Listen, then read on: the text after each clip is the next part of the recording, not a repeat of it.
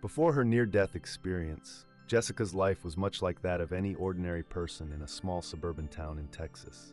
A mother of two, she lived a life of routine, morning school runs, work, and the familiar rhythm of family dinners with her husband David and their two young children.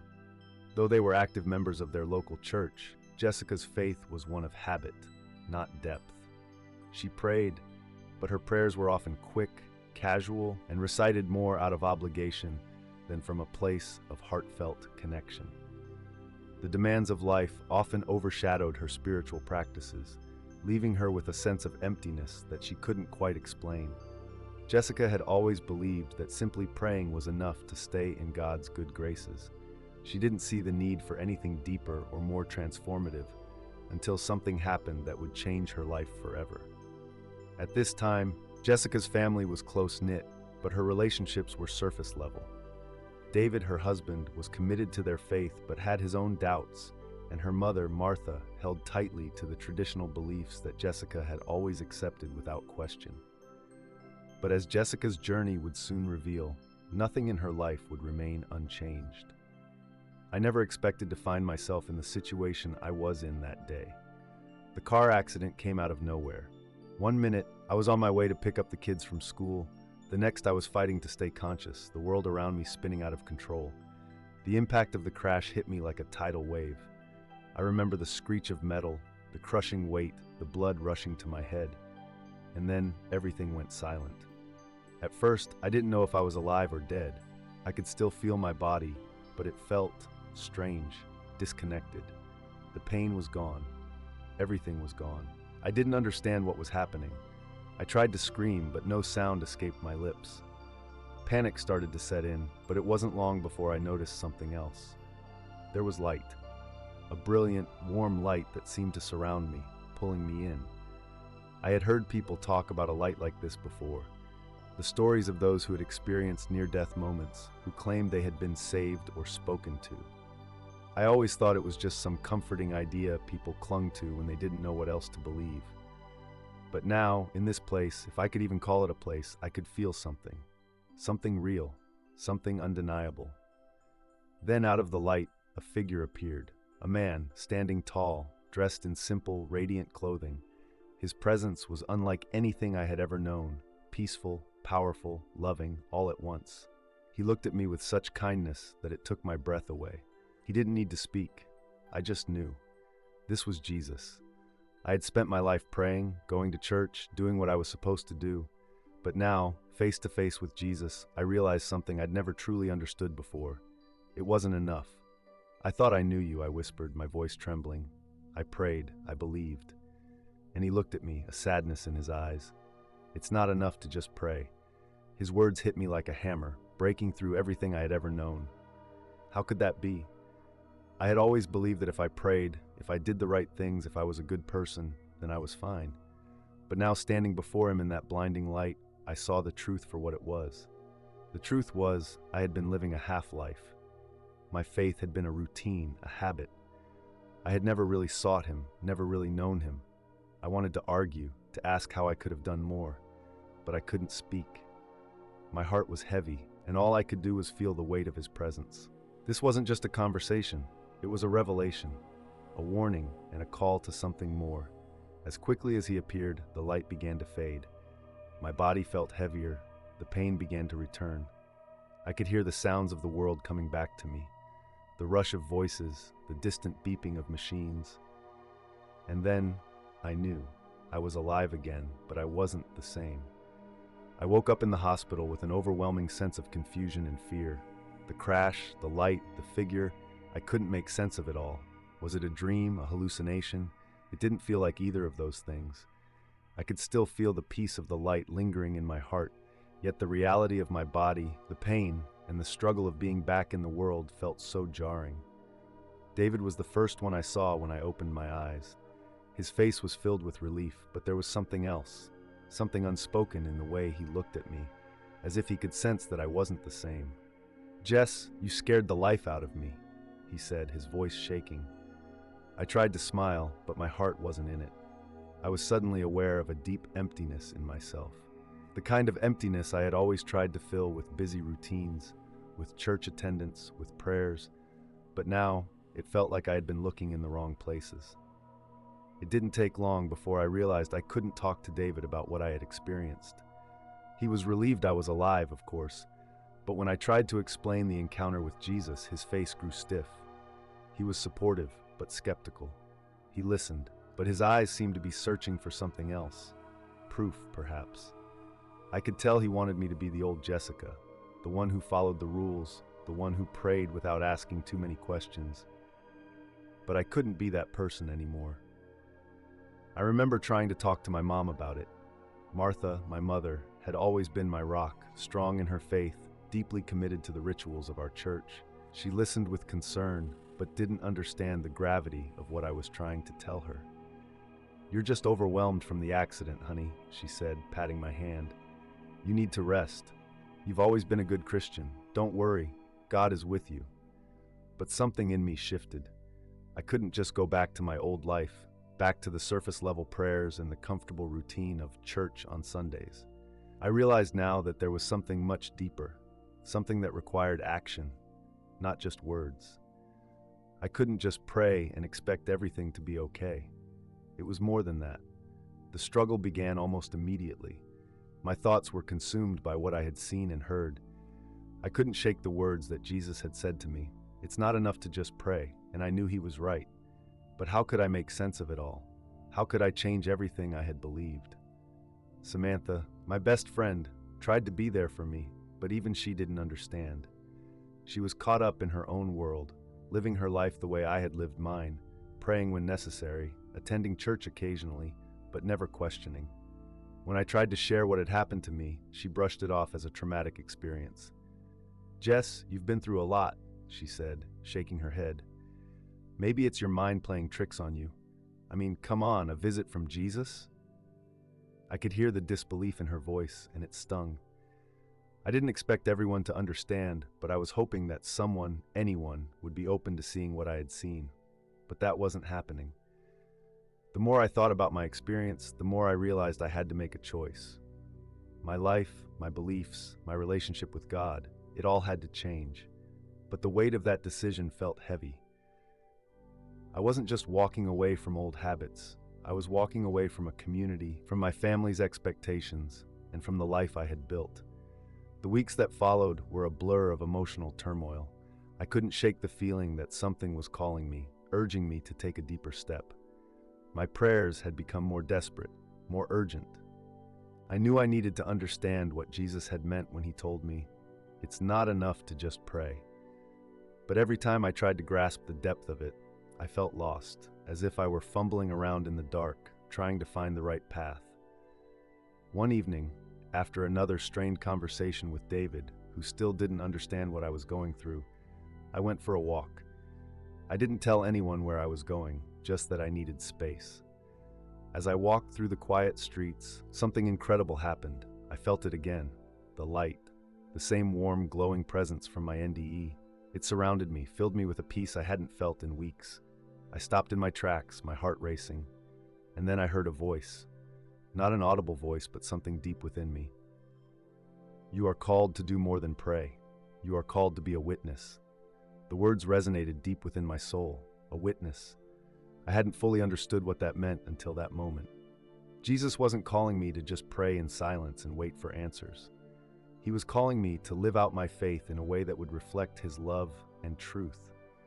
To be an active participant in his work, not a passive observer. Suddenly I saw the truth so clearly. It wasn't enough to just pray, to go to church on Sundays, to live my life in a way that was good enough. It wasn't about simply following the rules. It was about transformation, a complete turning of my heart toward God and his mission. I had to share his love, his truth with others, not just keep it to myself. This revelation hit me like a thunderclap, but it wasn't just a sudden realization. It felt like the moment everything came into alignment. I understood that my life, my purpose, had to change. It was no longer about comfort or fitting into the mold of what my community expected from me. It was about being real, about being a witness to the power of Christ, even if it meant facing rejection, ridicule, or misunderstanding. As soon as I grasped that truth, I knew I couldn't go back to my old life. The habits, the routines, they felt like chains now. But there was a part of me that still hesitated. Could I really do this? Could I truly step into this new identity, knowing the challenges it would bring? It was the next day when I spoke to Pastor John that I got my answer. "Pastor, I need to talk," I said, my voice shaking as I sat down across from him. "I don't know what's happening to me, but I know it's more than just an experience. I feel like I'm being called to something bigger." He looked at me with a mixture of concern and curiosity, as if he were about to say something, but he paused. Then, slowly, he spoke. "Jessica," he said gently, "sometimes we only realize our true calling when we step outside of our comfort zone. It's not always easy, but it's the journey that shapes us." His words lingered in my mind long after I left the church that day. I realized he was right. If I was going to answer this call, I would have to step out in faith, even when it felt impossible. As the days passed, the weight of my revelation became harder to ignore. I tried to carry on with my regular routines, but something had shifted inside me. I could no longer pray in the same way, nor could I act like everything was normal. David noticed it first. The small, subtle changes that I thought I was keeping hidden, he saw them all. One evening, after dinner, he looked at me across the table, his brow furrowed with concern. "Jess," he began, "I've noticed you've been distant, more serious. You're not the same. It's like you're in a whole different world now." I felt a lump in my throat. He didn't understand. How could he? How could I explain that I wasn't the same person, that everything I thought I knew about life and faith had been turned upside down? I opened my mouth to respond, but words failed me. "David, I began, but then stopped. I had no idea how to make him see what I was feeling. "You've been talking about Jesus more, saying things that don't make sense," he pressed. "I mean, I get it, but you're acting like we've been doing everything wrong all this time." It hit me. He wasn't angry. He was just confused and hurt. Our relationship, built on years of shared beliefs, was suddenly being questioned by me, and I didn't know how to bridge the gap between us. "I'm not saying everything we've done is wrong," I replied softly, "but I've been given a glimpse of something more. I can't keep pretending that what I've been doing is enough. I have to live it, David. I have to share it." He stared at me, silence hanging heavy in the air. "So what? You're just going to change everything? Turn your back on us? On me?" His words stung. I hadn't meant to make him feel abandoned. I was struggling too, caught between the overwhelming pull of this new truth and the life we had built together. But the more I tried to explain, the more I saw the walls rising between us. David was scared, and part of me was scared too. But it wasn't just David who struggled with my transformation. My mom, Martha, reacted similarly. She had always been the pillar of our church, a woman who believed in the traditions and practices that had been passed down for generations. When I tried to talk to her about what had happened, about the need to live out my faith, to be more than just a Sunday Christian, her face hardened and she clucked her tongue, a disapproving frown creasing her forehead. "Jessica, I understand you've been through a lot," she said, trying to sound patient. "But this talk of more than prayer, it's dangerous. We do what's expected. We go to church, we pray, we serve. That's how we stay close to God." "But that's just it, Mom," I replied, my voice shaking. "I've been doing all those things, but it hasn't been real. I've been going through the motions, but I haven't been living what I believe." Her eyes widened, and I could see her frustration mounting. "This isn't the way," she said, her voice firm. "This isn't how we've been taught. You can't just change everything because of a feeling. People will think you've lost your mind." The words stung, but I knew she didn't understand. She wasn't where I was spiritually, and in a way, I realized I wasn't where she was either. Our paths were diverging, and it hurt to admit that, but I couldn't ignore the truth I had been shown. It wasn't just my family that was affected. My best friend Samantha also began to pull away. At first, I thought it was just because she was busy with her own life, but the more I shared with her about what I was going through, the more distant she became. "You're talking like you've had some sort of spiritual awakening," she said one afternoon, her voice tinged with disbelief. "But Jess, this isn't you. You're scaring me." I felt the sharp pang of loneliness. I hadn't realized just how isolated I would feel as I walked this new path. Everyone around me was struggling to understand. They wanted the old Jessica, the one who fit into the box of normal Christianity, the one who didn't challenge things. But that person was gone, and I was left standing on the edge, feeling as though I was the only one who could see the truth. As time passed, my internal struggle grew more intense. The pull to embrace this new understanding of my faith clashed with the pressure from everyone around me to return to what I once knew.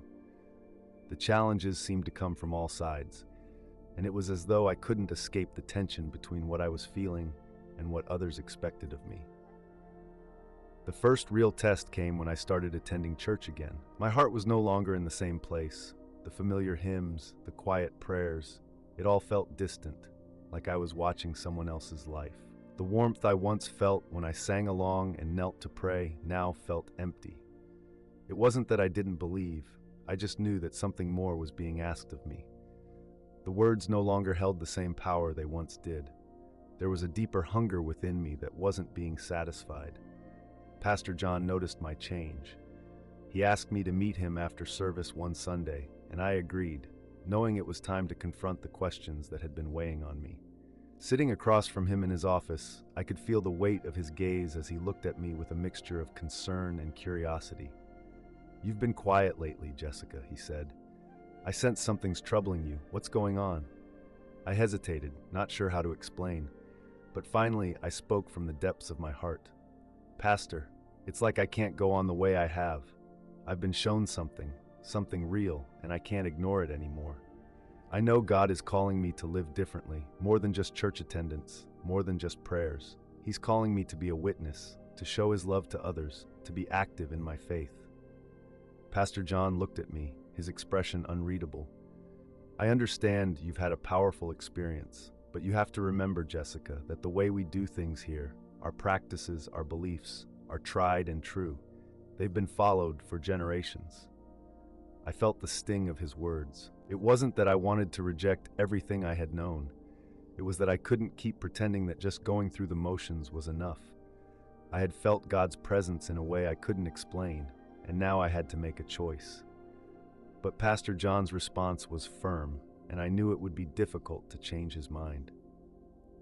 "Sometimes what we feel in our hearts doesn't align with tradition," he continued. "We can't ignore the wisdom of the past. You need to be careful. Don't let your experience overshadow the foundations we've built here." I left the church that day feeling conflicted. Pastor John's words echoed in my mind, and I realized how deeply embedded our traditions were in my community's identity. But I couldn't ignore the truth I had felt, the truth that had been revealed to me in that moment with Jesus. I wasn't just being called to change my heart, I was being called to change my actions, to live my faith out loud in a way that others could see. But the more I tried to speak out about my new understanding, the more I faced resistance. It wasn't just Pastor John and David. People at church, people in my life, they didn't understand. And the more I shared, the more isolated I became. The next challenge came when I decided to reach out to those in need. I started volunteering at the local shelter, something I had never felt compelled to do before. It wasn't enough to just pray for people or give a quick donation. I had to be there for them, to serve, to love them with the same love that Jesus had shown me. But this only deepened the division between me and the people I had once been closest to. "You've really gone off the deep end, haven't you?" Samantha said one evening, her words sharp as we sat over coffee. "You've started hanging out with people who are not like us. This whole thing, it's just too much." Her words stung, but I knew she wasn't the only one thinking them. People were talking behind my back. I could feel it. And though part of me wanted to retreat, to go back to the safety of my old life, I knew I couldn't. As I dove deeper into my new understanding of faith, the emotional toll became undeniable. It wasn't just the judgment from others that weighed on me, it was the loneliness.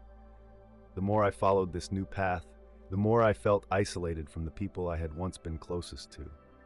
I had expected resistance, but the intensity of the emotional distance I felt from my family and friends took me by surprise. David's concerns grew louder with every passing week. He still loved me, of course, but his love was beginning to feel conditional. The more I embraced this new purpose, the more he distanced himself emotionally. We would sit in silence during dinner, and he would ask the same questions over and over, questions I didn't know how to answer. Why are you doing this, Jess? What happened to the woman I married? I wanted to tell him. I wanted to scream that everything had changed, that my heart had been opened in a way I never expected, but the words felt inadequate. How could I make him understand something that was so much bigger than both of us? How could I explain the power of the NDE, the warmth of Jesus, the feeling that I was being called to do so much more than sit in a pew once a week? One night, as I sat in bed after another uncomfortable conversation with David, I started crying. My heart was breaking because the person I loved the most was slipping further away from me, and I could feel myself slipping away from him too. It was then that I realized the depth of the sacrifice I was being asked to make. It wasn't just about my relationship with David, it was everything. It was my relationships with my family, my friends, and even my church community. I felt like I was stepping into a new identity that none of them could follow. And every step I took forward felt like a step farther away from everything I had known. My mom, too, began to question me more openly. She had always been a source of strength, but now her concern was laced with frustration.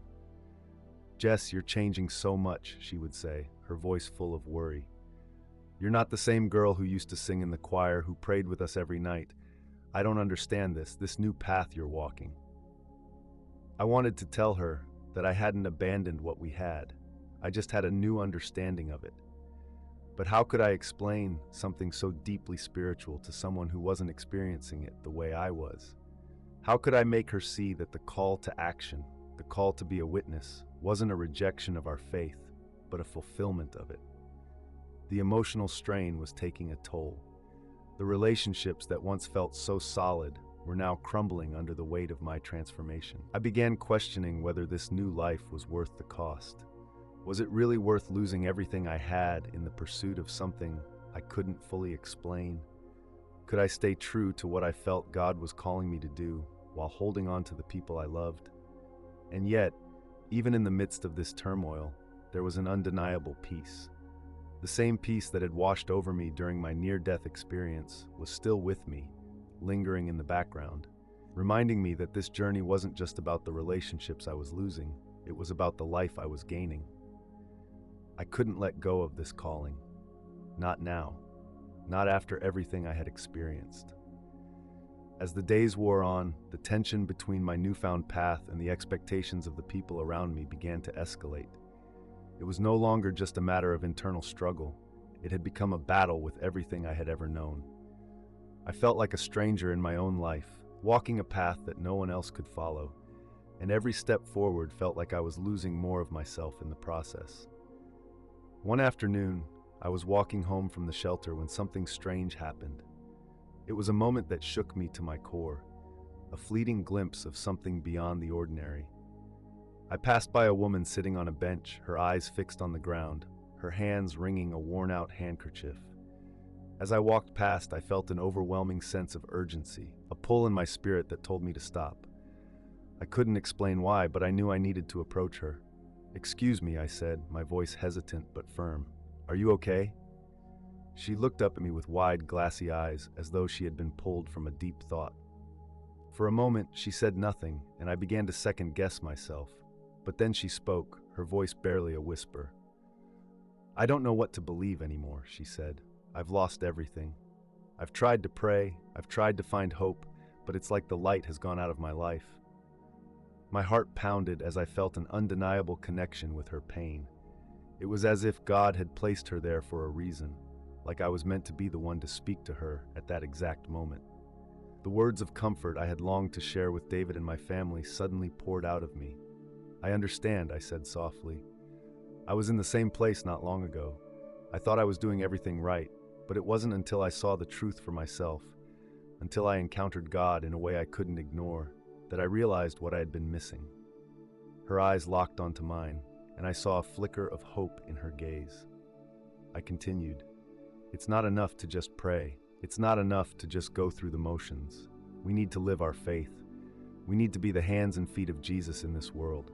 That's when we start to see real change." She nodded slowly, her expression softening. I think you're right, she said, her voice shaking. But how do I start? Where do I even begin? I reached out and touched her shoulder gently, feeling the weight of her pain. One step at a time, I told her. You don't have to have it all figured out right now. Just take that first step and the rest will follow. As I walked away from that encounter, I couldn't shake the feeling that something had changed. I had felt God's presence in a way I hadn't expected, in a simple moment of connection with a stranger. And as I walked through the city streets, I began to feel a deep sense of purpose. I wasn't just meant to be a passive observer of my faith anymore. I was meant to be active, to engage, to be the change that I so desperately longed to see. But even as the path became clearer, the opposition I faced from those I loved only intensified. David's silence grew louder with every passing day. I could feel the walls between us growing higher, and my mother's disapproval weighed on me more than ever. But now, I had a sense of strength I hadn't known before. I was beginning to understand that no matter how much I wanted to hold on to my old life, this new calling was more than just a passing feeling. It was something much deeper, and the more I embraced it, the stronger the pull became. The encounter with the woman on the bench stayed with me long after I walked away. It was as if everything in my life had led up to that one moment, a confirmation that I was on the right path, even though it was one filled with doubt and resistance. As I continued to volunteer at the shelter, I found myself increasingly immersed in the lives of others, seeing their pain and their need for hope in a way I had never experienced before. It was as though I had become a vessel, not just for my own journey, but for the journeys of those I met along the way. David, of course, remained a challenge. The distance between us continued to widen as I threw myself into helping others. Every day felt like a battle for my own soul, torn between the call I felt in my heart to act on my newfound faith and the quiet sorrow of knowing that David could not yet follow me. His skepticism had turned into something darker, an accusation. "You've changed, Jess," he would say, his voice tinged with anger. "You've become someone I don't even recognize." I knew he was hurting, but I couldn't go back. The truth that had been revealed to me was too strong, too real. I had seen glimpses of something greater, and I couldn't ignore it. Still, the pain of his rejection cut deeper than I expected. I had hoped he would understand. I had hoped that, in time, we could walk this path together. But with each passing day, I began to wonder if we could ever find common ground again. It wasn't just David, though. The more I embraced this new way of living, the more I found myself estranged from others. I tried to talk to Samantha again, to bridge the gap that had formed between us, but she was unyielding. "Jess, I don't know who you're trying to be," she said one night over the phone. "This isn't you. You're losing yourself in something that's not even real. You're pushing us away for what? A fleeting moment of clarity? I just want my friend back." Her words stung, and I wanted to tell her everything. The experience I had, the presence I had felt, the truth that had set my heart on fire. But I couldn't make her understand. It was as if I was speaking a language no one else could hear, and the isolation I felt from my old friends and family became more unbearable each day. But amidst all the opposition, there were moments of unexpected support. The woman at the shelter, for one, began to visit me regularly. Her name was Linda, and I learned that she had been struggling with the loss of her own family. Her husband had left her years ago, and she had spent years questioning why God had allowed her to suffer so much. But after our conversation, she began to open up to the possibility that God had a purpose for her, even in the midst of her pain. One day, she invited me over for coffee. As we sat across from each other in her modest apartment, she looked at me with tears in her eyes. "I don't know why I'm telling you this," she said, "but I feel like I've known you forever. I feel like God put you in my life for a reason. I'm ready to start trusting again." Her words filled me with a sense of purpose. I realized that I wasn't alone in this journey. Even if my old life was slipping away, new connections were being formed. Connections that held the potential for something greater. As I walked out of Linda's apartment that day, I knew that this was what I had been called to do. To help others find hope in the same way I had found it. Meanwhile, David remained a constant source of tension in my life. His resistance to the changes I was experiencing didn't lessen. In fact, it seemed to intensify with each passing week. He was becoming more bitter, more resentful of the time I was spending away from him, more angry that I had chosen this new life over the one we had built together. But I couldn't let go of this path. I didn't know where it would lead me, but I knew one thing. I couldn't go back to the way things were. Not anymore. The more I stepped into my calling, the more I realized how much I had to give, not just to David, not just to my friends, but to the world. The tension in my life had been building for months, and now it was reaching a breaking point. I had been walking this delicate balance between my spiritual journey and my old life, between the call I felt so deeply within me and the people I loved who were slipping further and further away. But something was about to shift. It felt inevitable, like a storm brewing just before it hit. One evening, David and I had another one of our uncomfortable conversations. This time, though, it wasn't just the usual concerns or complaints. It was something more visceral, more raw. We were sitting on the couch, the room dimly lit by the soft glow of a single lamp, and I could feel the weight of everything hanging in the air between us. "I can't do this anymore, Jess," he said, his voice tight. "I can't stand watching you throw away everything we've built. You're not the person I married. This, whatever this is, it's tearing us apart." I felt a pang in my chest. I didn't want to hear this, didn't want to believe it, but deep down, I knew it was coming. It had been coming for months. Our paths were diverging in ways that felt impossible to mend. "David," I said, my voice trembling, "I'm not throwing anything away. I'm finding what I was meant to be. This isn't about you or me. It's about what I've seen, what I've felt. You don't understand, and I can't explain it in a way that will make you understand. But I know this is the right path for me. I can't go back." He stood up suddenly, pacing the room in frustration. "But that's the problem, Jess. You think you can't go back, but what if that's a lie? What if everything you're doing is based on a moment you can't even explain to me? I need you to be here with me, not lost in this new identity you've created." The words cut deep. I didn't want to lose him, didn't want to lose the life we had built, but I couldn't ignore the undeniable truth that had been revealed to me. The pull of my new purpose, the love of God that had filled me to overflowing, was stronger than anything else, and I knew, deep down, that if I didn't follow it, I would lose myself. "I don't want to lose you, David," I said quietly, my heart breaking. "But I can't keep pretending I don't know what I know.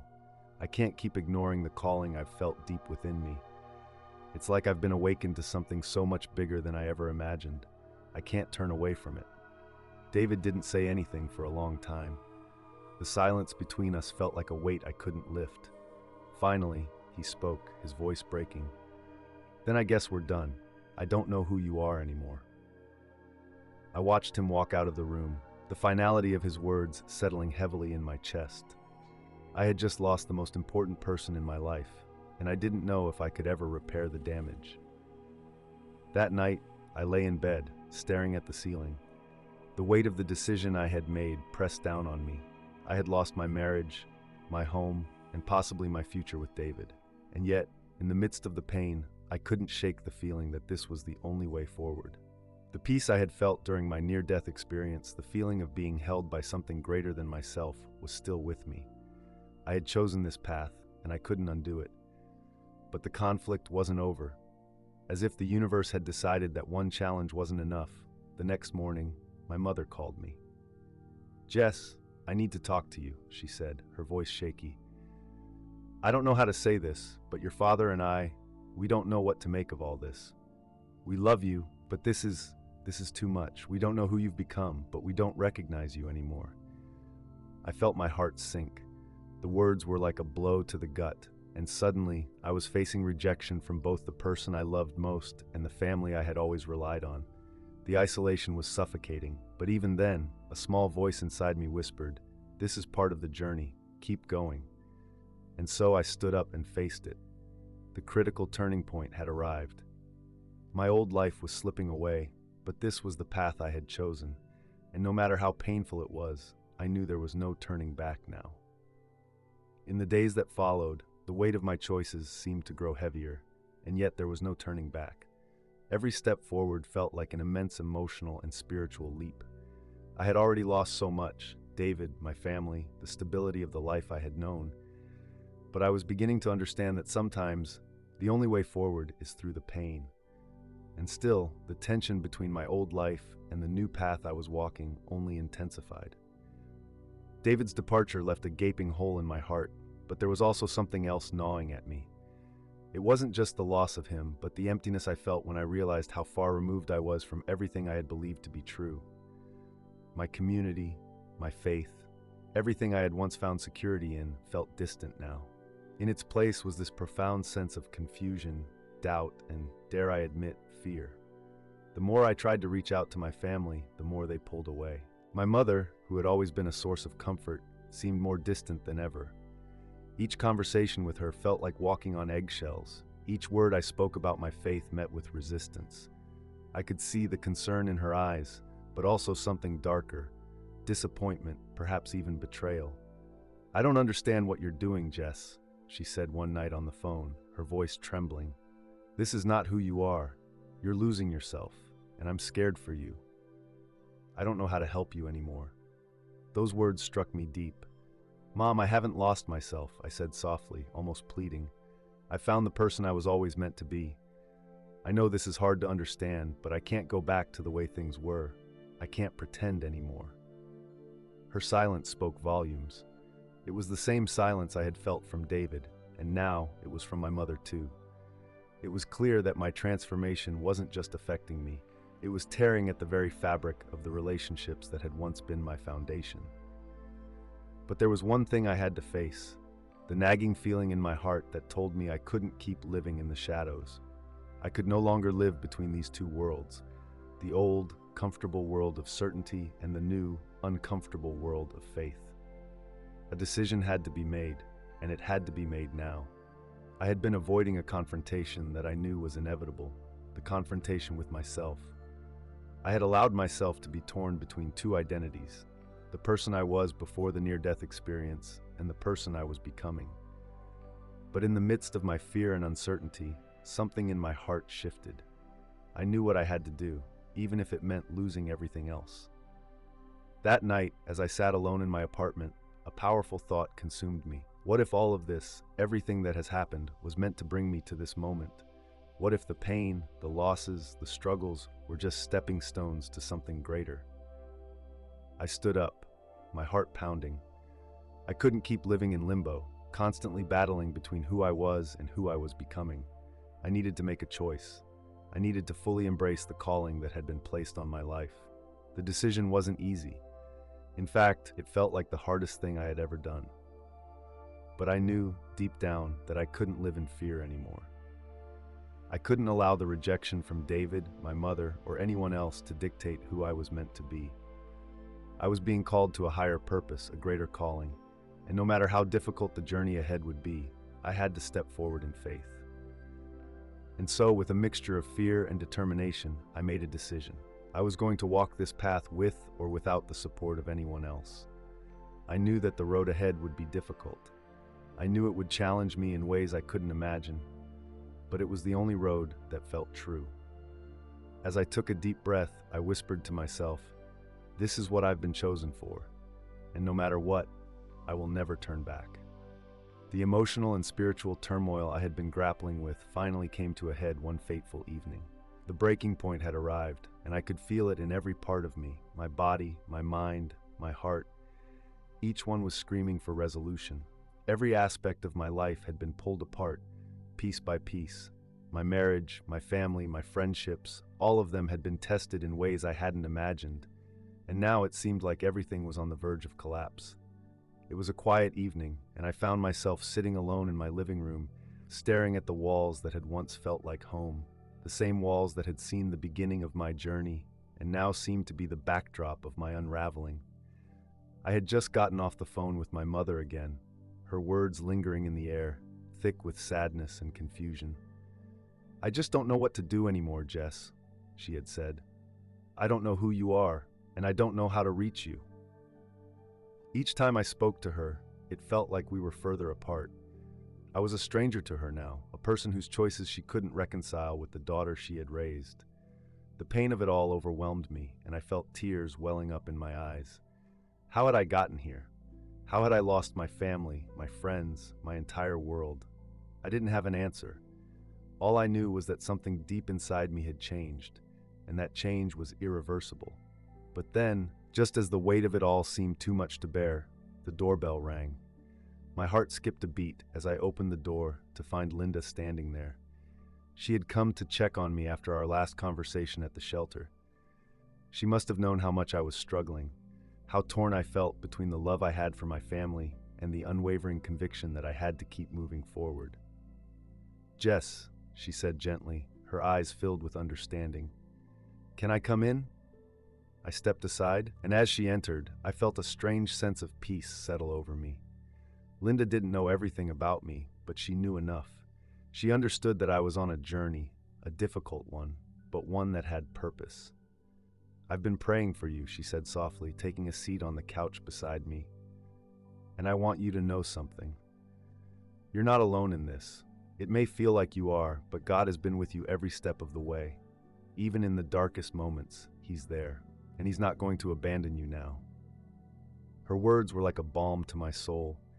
They soothed the jagged edges of my heart, the wounds that I had carried from all the rejection and loss. For the first time in what felt like forever, I felt a glimmer of hope. The storm inside me began to settle, not because the pain had gone away, but because I was beginning to understand something essential. I had been chosen for this path.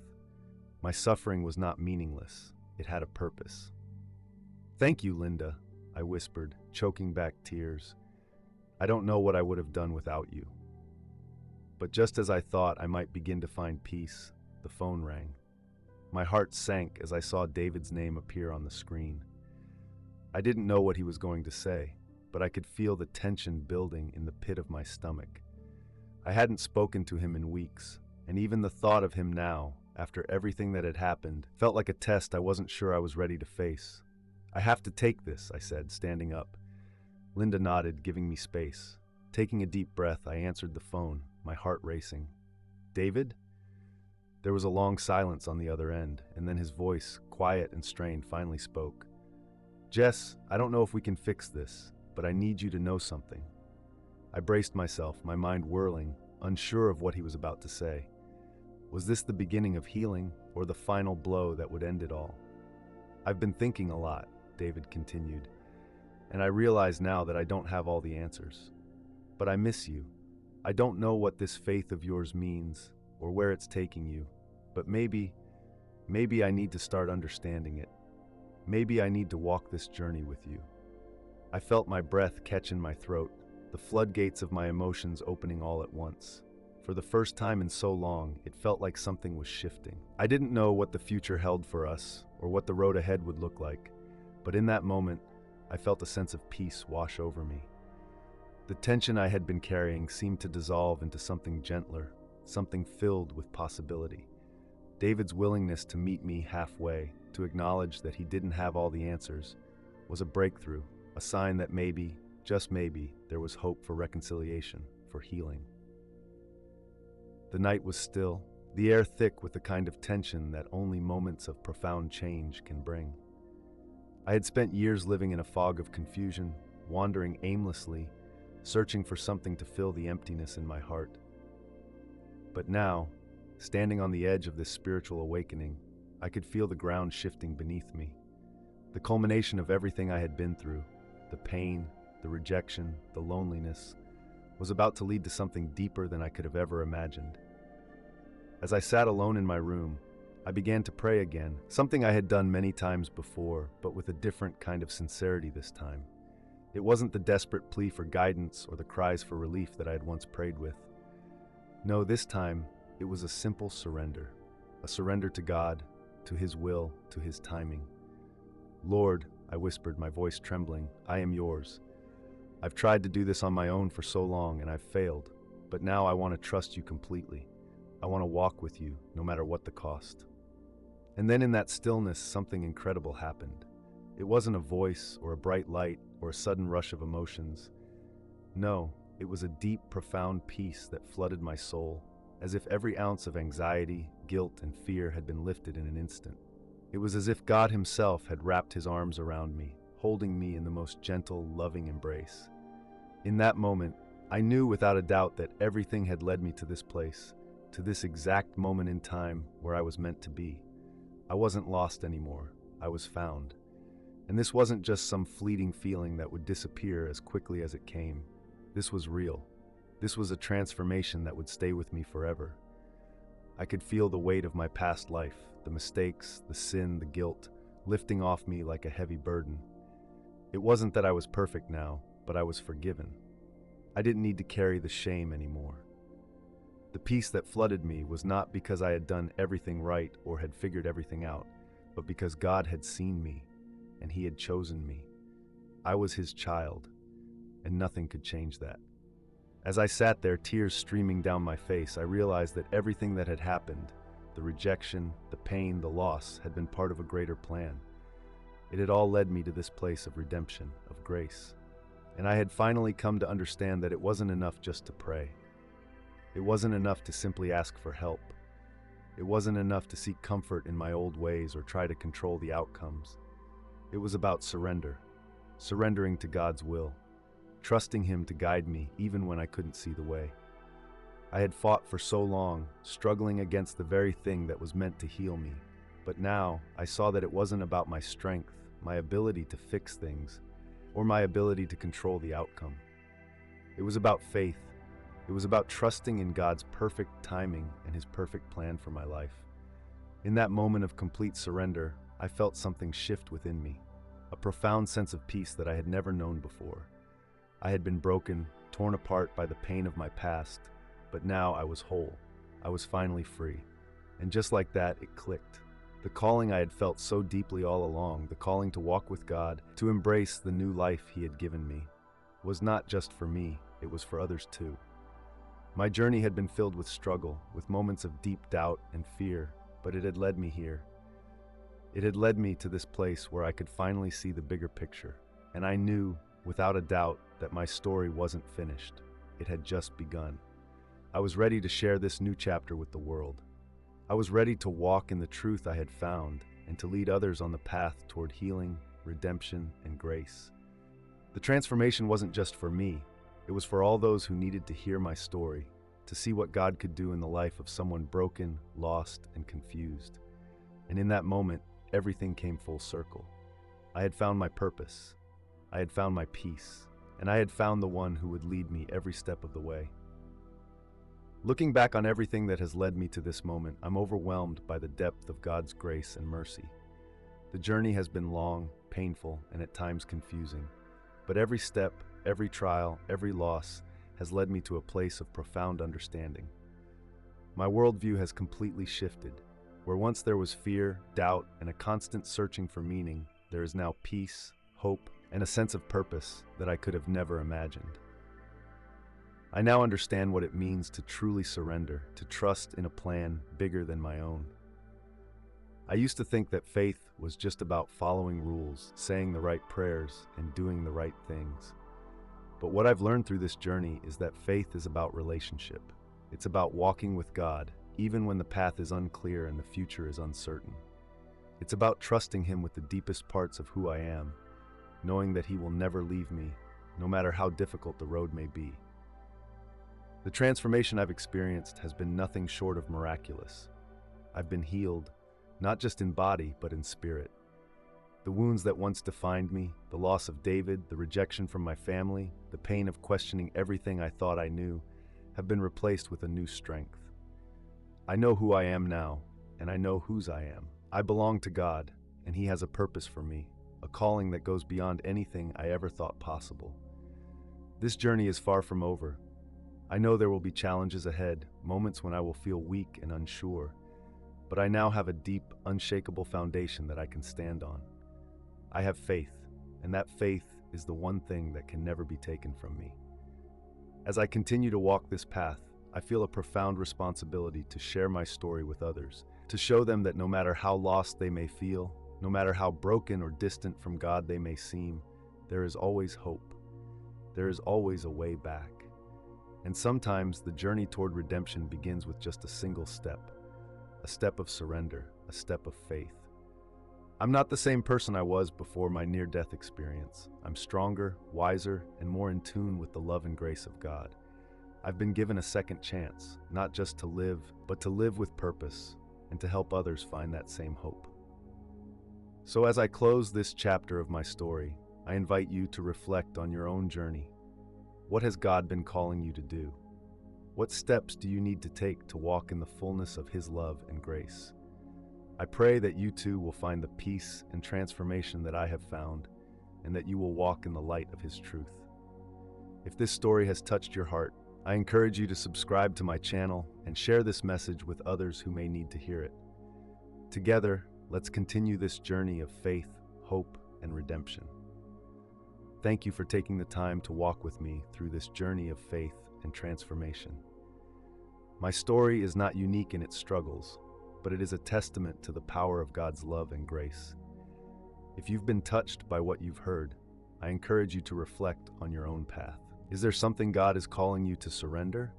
A step of faith you need to take? If this message resonated with you, please consider subscribing to this channel. Share this video with someone who might be struggling or feeling lost, so they can hear that there is always hope, no matter the circumstances. I believe that through our stories, we can inspire others to find the same redemption and peace that I have found. Together, let's continue on this journey of faith, healing, and purpose. And remember, you're never alone. God is with you, and He is always ready to guide you through every trial and triumph. Thank you for being part of this community. I look forward to sharing more, and may God bless you on your journey.